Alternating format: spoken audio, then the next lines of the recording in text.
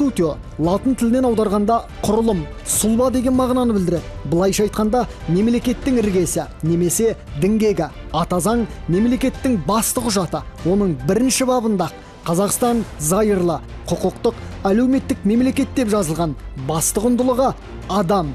Дәл осы құжат сіздің құқықтарыңыз бен бостандығыңызға кепілдік береді. Кез келген әділетсіздікке ұрынғанда араша түсетін, зұлымдықтан қорғайтын да осы құжат. Онсыз ешбір мемлекет ел санатына жатпайды. Қазақстанның ата заңы әлемдегі 20-дан астам дамыған және дамушы елдердің конституцияларын зерттеп, саралаудың нәтижесінде жасалды. Басты құжатты талқылауға 3.345.000 адам қатысқан.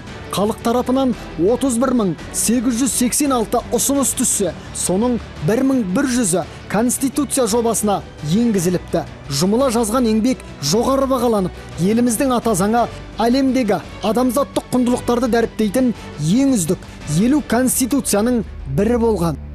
Заң адам пайдасына жазылады. Адам заң үшін тумайды ғой. Әлихан Бөкейхан.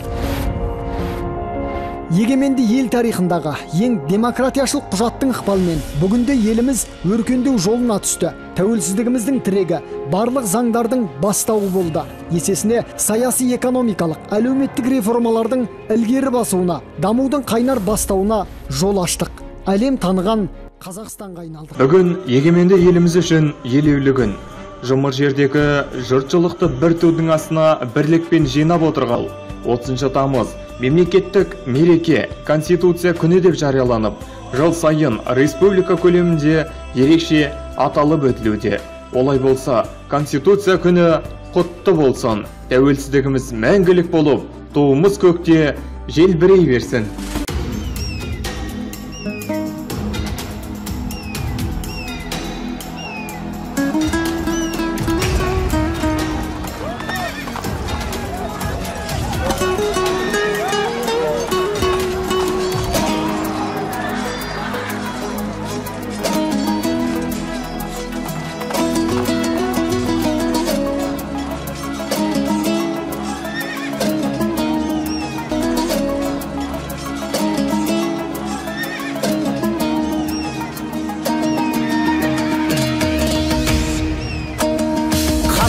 Болып туымағанда нетерем, бұл жалғаннан бақыт таппай өтерем. Желдей жүрік жылқы мінбей жалғанда, аламанда ат оздырмай кетерем.